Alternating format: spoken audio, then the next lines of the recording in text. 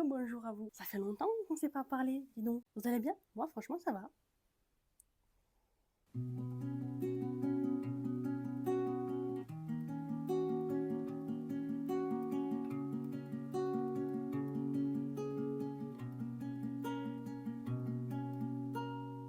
Aujourd'hui, un petit update lecture, c'est-à-dire que je vais vous parler des livres que j'ai lus cet été. Pour la plupart, c'est des romans qui datent un peu déjà. Ils sont au nombre de 6. Oui, je n'ai pas spécialement lu énormément cet été, mais j'avais pas mal de choses à faire. Donc, disons que ça a été un été relativement calme niveau lecture. Ça aurait pu être plus, mais après bon, j'ai lu quelques mangas à côté, c'est vrai, mais bon, quand même, je voulais tout de même faire une petite vidéo pour introduire de nouveau ma chaîne, puisque de toute façon, je ne fais que ça. J'ai l'impression d'introduire cette chaîne.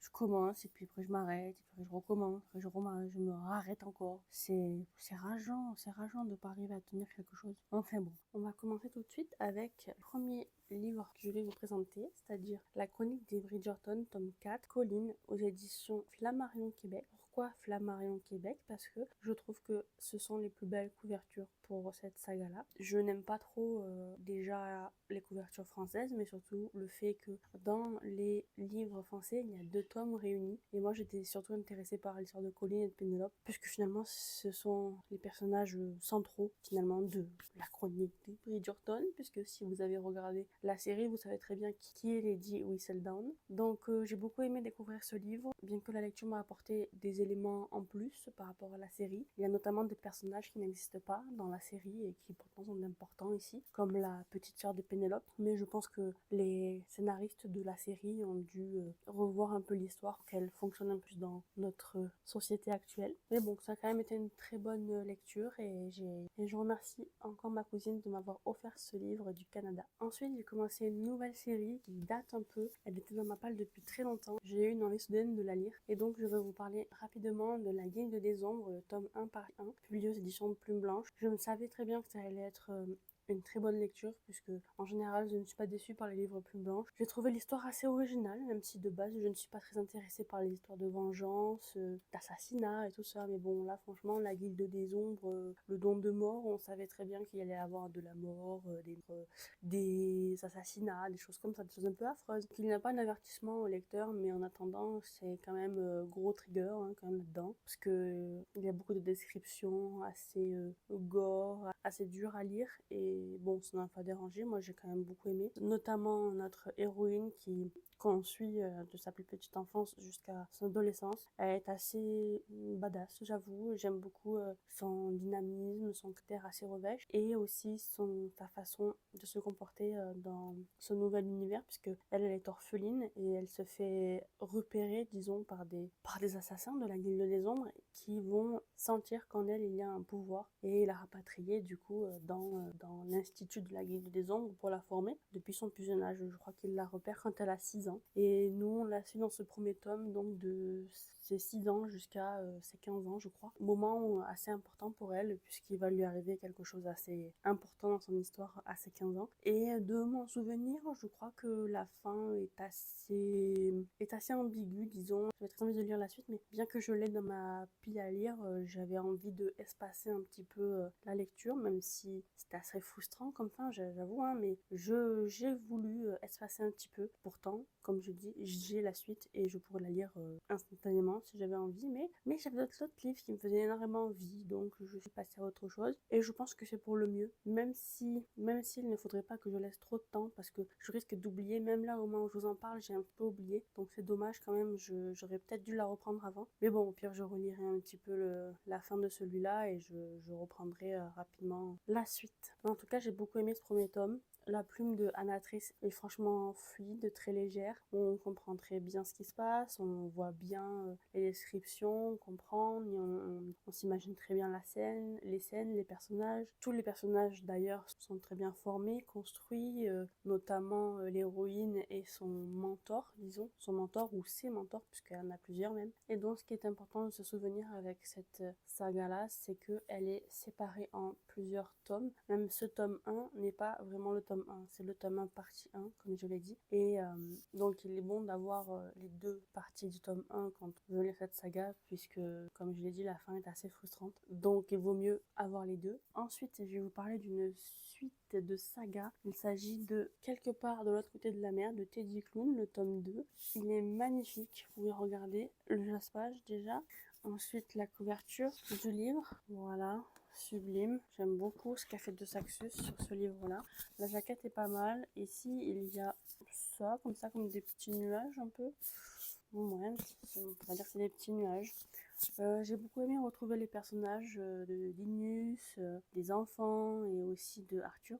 Ce livre-là est beaucoup plus mature quand même par rapport à l'autre, qui était relativement léger en termes de lecture. Il y avait la rencontre avec Linus, la rencontre avec les enfants, la rencontre avec Arthur, la romance entre les deux personnages. Et c'était vraiment une très bonne lecture. Mais celui-là, j'avoue qu'il a eu une petite touche en plus du fait qu'il y avait quand même beaucoup plus d'importance dans le projet qui devait être mené dans ce livre-là par les personnages. C'était assez tendu quand même comme lecture, on savait pas forcément trop où ça allait mener, si on allait avoir gain de cause ou pas. En général, on est censé avoir une bonne fin dans les livres, mais au cas où, on pouvait s'attendre, il est vrai, à une fin un peu mi-figue mi-raisin. En tout cas, il y a quand même beaucoup de sentiments importants dans ce livre-là. Je ne crois pas que j'ai pleuré ou que ce soit, mais en tout cas, j'ai été fort impactée. Il y a beaucoup de morale aussi à l'intérieur, aussi pour la discrimination, par rapport aux mauvaises fréquentations, à la violence que peuvent avoir parfois certaines personnes envers d'autres qui, pour elles, leur semblent inférieures ou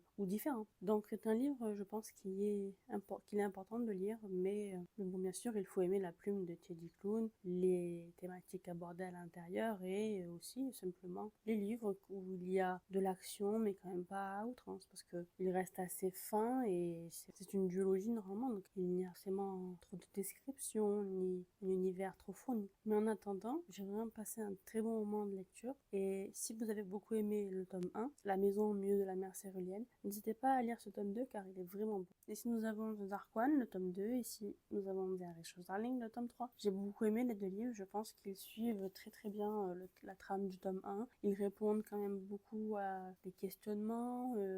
L'histoire avance énormément dans ces deux tomes.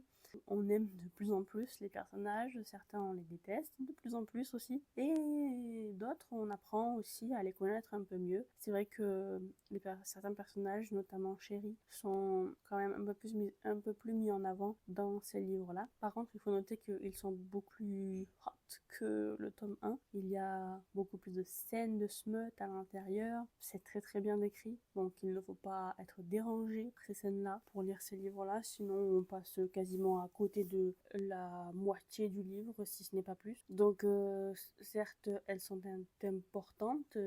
importantes, il y en a beaucoup, mais elles sont aussi parfois nécessaires à l'histoire parce qu'elles font souvent avancer les relations entre les personnages. Et en tout cas, elles ont su m'apporter ce dont j'avais besoin à ce moment-là, c'est-à-dire une romance légère, simple, où les choses se passent relativement facilement, ce n'est pas prise de tête. C'est un RM inversé, bien sûr, mais tout est simple en fait dans les relations ici. Donc on se prend pas la tête, c'est vraiment des lectures faciles et donc j'aime beaucoup cette saga et je pense lire le tome 4 prochainement. Pour finir, j'ai acheté et lu quasiment instantanément le tome 4 de la saga Les Liens du Destin de Djibri. Donc ici c'est Force Bond avec un sublime jaspage de papillons et de fleurs de lys, je crois. Si c'est pas ça, dites-le moi dans les commentaires. Mais je vous montre un petit peu. Voilà, c'est quand même... Attendez, comment je vous montre ça? Comme ça, voilà. Ça, c'est le dos. Et ça, c'est la jaquette. Donc, j'ai beaucoup aimé cette lecture-là. Comme je vous dis, je l'ai lu quasiment instantanément. J'étais très, très impatiente de découvrir la suite des aventures de Oli et de ses 5 livres par rapport à la fin du tome 3 qui était un peu plus stressante. Ici, l'histoire avance quand même énormément.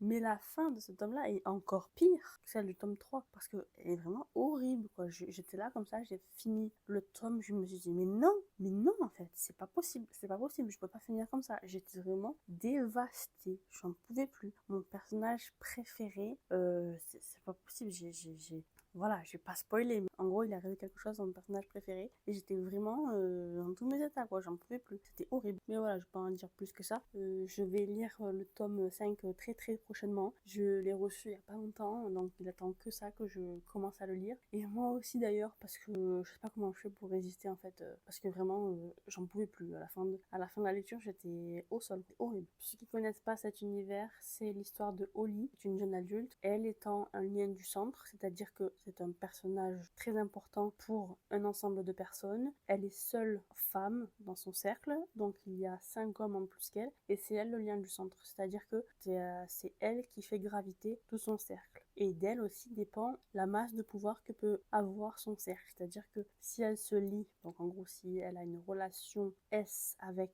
l'un de ses liens, ils vont devenir des alliés et cela va augmenter leur pouvoir. Donc elle, si elle se lie avec ces 5 liens de façon S, du coup, son pouvoir à elle augmentera aussi. Sauf qu'elle a très peur déjà de son pouvoir, déjà de base, parce qu'il est vraiment déjà très puissant, très fort, et ce n'est pas un pouvoir bénéfique, au contraire, c'est un pouvoir de mort. Et justement, ce pouvoir-là n'est pas connu au début de ces 5 liens. Ils ne savent pas quel pouvoir elle a, et de toute façon, ils ne peuvent pas le savoir, puisqu'elle a fugué, elle ne souhaite pas les rencontrer, parce qu'ils se connaissent du coup, hein, mais elle ne souhaite plus être avec eux, puisqu'elle ne veut pas compléter le cercle avec eux et augmenter ses propres pouvoirs puisqu'elle en a peur. Donc ici c'est le tome 4 où on apprend de plus en plus sur les personnages et j'aime vraiment beaucoup cette saga. Je crois que c'est une des seules chez Korrigan que j'ai, et si elles sont toutes comme ça, c'est-à-dire qu'ils ont un catalogue vraiment génial. Après j'avoue que là ils tapent vraiment dans tout ce que j'aime, les romances, les RM inversés, en ce moment c'est mon dada, les personnages féminins forts, des personnages masculins charismatiques, un peu mystérieux, un peu bad boy aussi j'avoue, mais vu qu'ils sont 5 finalement là c'est le combo quoi, il y a tout, tous les genres d'hommes sont là. Donc il y en a pour tous les goûts. Et je suis très très très pressée de pouvoir lire le tome 5. Peut-être, j'espère pouvoir le lire là pendant les vacances d'hiver. Surtout qu'en plus il y a le Cold Winter Challenge, donc j'espère que je pourrai le faire entrer dans une des catégories. On verra ça sous peu, ensemble. Donc je termine ici cette première vidéo, cette vidéo de reprise que j'espère encore une fois que je vais pouvoir continuer. Il est vrai qu'avec la reprise des études, ça a été assez compliqué. Mais bon, maintenant le semestre est terminé, donc je devrais pouvoir beaucoup plus de temps pour moi, beaucoup plus de temps pour lire mes livres personnels et pouvoir faire les vidéos qui me plaisent et qui m'intéressent. Donc voilà, j'espère que cette vidéo et les suivantes vous plairont. Et n'hésitez pas à mettre des commentaires. Ici, par exemple, vous pouvez mettre, je ne sais pas, un petit papillon bleu, du coup, voilà, pour ce livre-là. Si vous savez pas quoi mettre en commentaire, vous pouvez mettre un papillon bleu. Voilà, comme ça je saurai que vous êtes allé jusqu'à la fin de ma vidéo et que vous avez aimé ma vidéo. Donc je vous souhaite une très bonne fin de journée. Je vous dis à très bientôt pour une prochaine vidéo qui je pense va arriver sous peu, puisque c'est une vidéo importante quand même qui va suivre. Donc j'espère que vous pourrez la voir très rapidement. Au revoir.